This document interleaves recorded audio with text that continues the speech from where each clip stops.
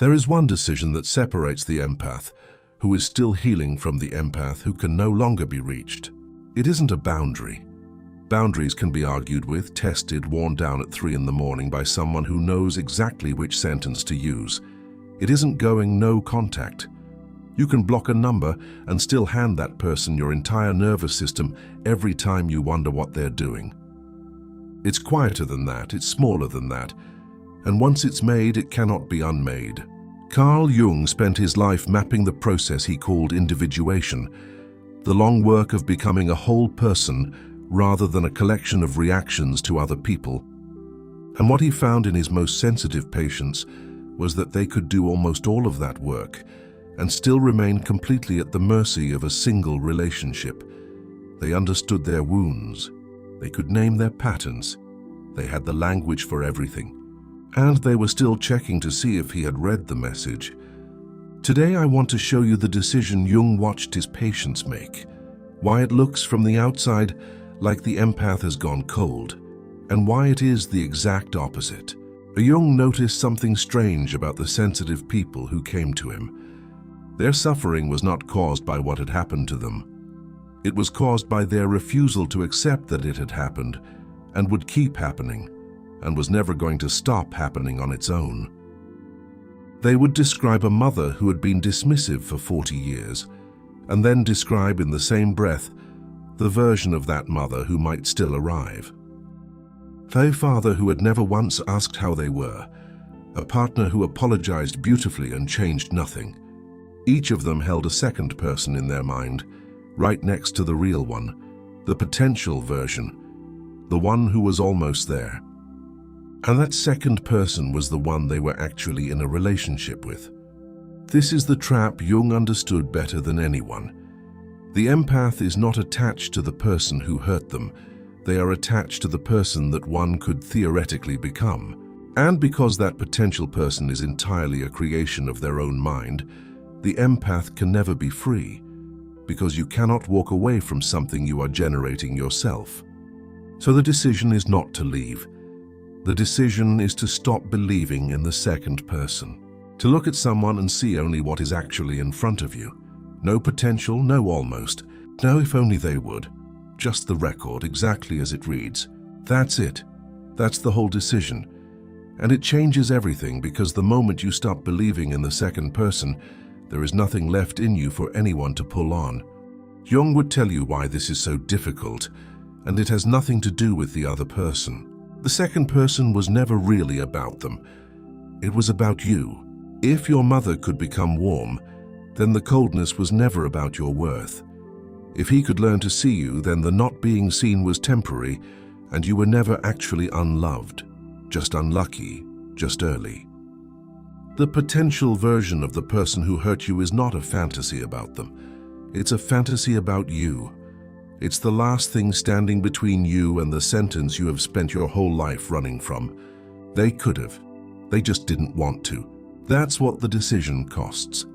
Not the relationship, the explanation. And this is why Jung insisted the work goes through grief, not through insight. You do not think your way out of this. You mourn, quietly, unspectacularly, for months. Not for what happened. You've already cried about what happened. For the version of them you built and fed and defended for 20 years. For the reunion scene you had written and rewritten. For the apology you had already forgiven them for in advance, just in case it came. You bury someone who never existed, and nobody attends that funeral but you. What emerges on the other side is what makes everyone nervous. The empath stops explaining, not out of spite, because they've understood that explaining was never communication, it was auditioning. They stop defending their choices, because a person who needs you to be wrong will not be persuaded by evidence. They stop rehearsing conversations in the shower. They stop hoping the phone lights up. And when the phone does light up, they look at it the way you'd look at weather. There's no wall. That's the part observers can't process. A wall makes noise, a wall gets defended. The detached empath isn't defending anything, there's simply nothing there to grab. You cannot guilt someone who has stopped negotiating with reality. You cannot hoover someone who no longer runs the simulation of who you might be. The tactics don't fail because they've been blocked. They fail because they land in an empty room. They'll call this cold. They'll say you've changed, that you think you're better than everyone, that you've become hard. And Jung would point out something worth sitting with. The loudest objections come from the people who had the most invested in the old arrangement. Nobody fights this hard to keep a person who wasn't holding something up. Though when Jung would insist on this, not every objection is manipulation. Some of them are just people who love you badly and are frightened. The discernment to tell those apart is the whole skill. Anyone who tells you the pushback is always proof you're right is selling you something. Here is where Jung's actual framework matters. The shadow in Jung's work is not other people's darkness, it's yours. It's what you've refused to see in yourself because you were taught it was unacceptable. And for the empath, what got exiled was never cruelty. It was the ordinary human capacity to say no more and feel nothing about it. The part that can witness pain without picking it up.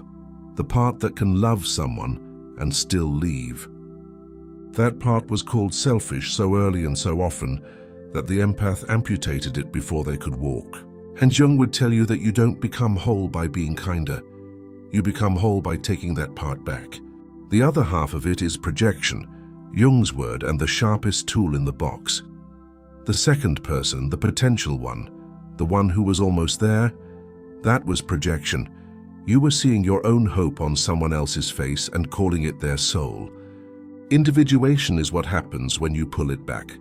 Not so you can be alone, so that when you finally look at someone, you're looking at them. If you're in this right now, you're probably frightened by how little you feel. Someone said the thing that used to end your week, and you noticed it the way you'd notice a door closing in another room. You're waiting for the ache to come back. It isn't coming. And somewhere in you, a voice is asking whether you've broken something, whether you've traded your softness for safety, whether you're going to be one of those people now. You haven't lost your capacity to love. You've lost your appetite for being managed. Those look identical from the outside and they are not remotely the same thing. Because here's what nobody says about the unshakable empath. They are not less sensitive. They feel exactly as much as they always did. The difference is that their inner weather no longer takes instructions from the outside. Someone can be disappointed in them, and they can let that disappointment exist without rushing over to put it out. Someone can withdraw approval and nothing moves. Not because they've stopped caring, because they've stopped shopping for a verdict in people who were always going to rule against them. That's the unshakability. It was never armor. It's just that there's nothing left in you that requires anyone else to be different than they are. You're not cold. You're accurate. You're not closed. You're done auditioning. You're not hard.